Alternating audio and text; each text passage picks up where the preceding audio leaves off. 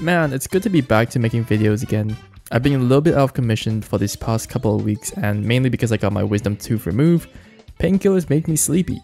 And during my road to recovery, I thought about playing some games to keep myself busy. But it wasn't until I heard of a newly released ROM called Pokemon Emerald Seaglass, and let me just say, this is probably one of the best Pokemon ROMs I've ever played. Outside the beautiful and cozy visual overhaul the game brings, we get access to all Gen 1 to 3 Pokemon immediately, which also includes their cross-generation evolution all the way up to Gen 9. We also get a physical and special splits alongside updated battle mechanics and moves.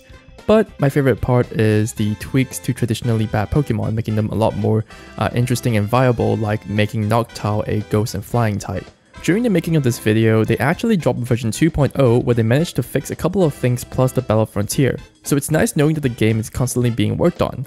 There's a lot more that I really want to cover, but I think it's a lot more easier if I just show you. So right off the bat, when you go and set your clock in your room, you actually can get a free shiny charm in your PC, which makes shiny hunting a lot less time consuming.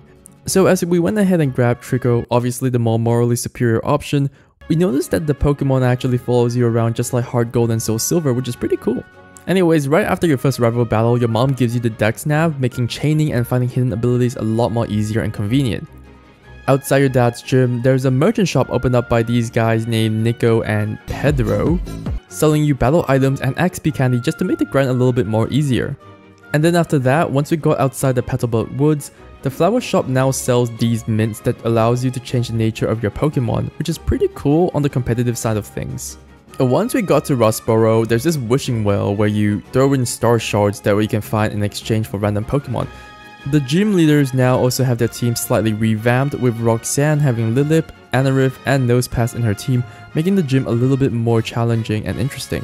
So shortly after, our Trico evolved into Grovyle and now has a Grass and Dragon type, which was definitely a very pleasant surprise to have. After we retrieved back the stolen packages and was sent to deliver it to Steven Stone, on the floor below there's a man that's working on a tool that trainers in Alola use. We don't exactly know what this means yet, but we'll come back later to this. Before leaving, we tried rolling at the wishing well and got ourselves an Alolan Vulpix, which was pretty nice. At the second gym, Brawly's Heracross kept destroying us, so we left the grind for a bit. But we didn't expect to run into a Chikorita outside Slateport City, so this means that all starters are available to catch. So once we finally beat Brawly and headed back to Slateport City, there's a man outside the Poké Center offering to take you to Pacifilog, where you can take part in the Scuba Safari, allowing you to catch underwater Pokemon early on. Ah yes, Mauville City, my most favorite part in the children's game, unsupervised gambling. But jokes aside, there's now a pinball minigame that lets you win some prizes and even a random egg from Alola. We also caught a Doduo outside, now being a ground and flying type, which makes it a lot more better to use.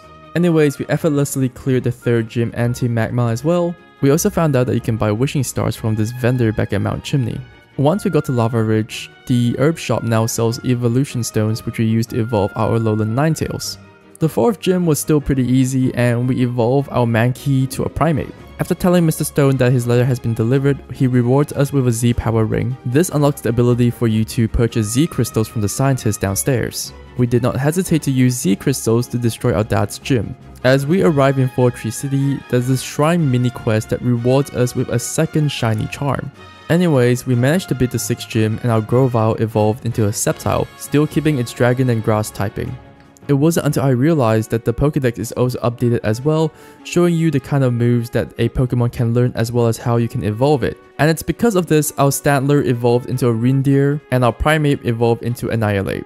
In Moss Dip City, there's a sailor overlooking a cliff next to a giant telescope, and he tells you that he's got something for you, but only if you beat the 7th gym. After beating Tate and Liza, the sailor rewards us with the SS ticket and the Eon ticket. And then everything afterwards was pretty much just the same. We resolved conflict between Kyogre and Groudon, we challenged the 8th gym, and then after that we went straight to the Elite Four, beat the Elite Four, beat the champion, and that was it. And that was everything in a nutshell. I really had fun playing with this ROM and I think you guys should give it a chance too. But anyways, that's it for me now. I'll see you guys later. Peace.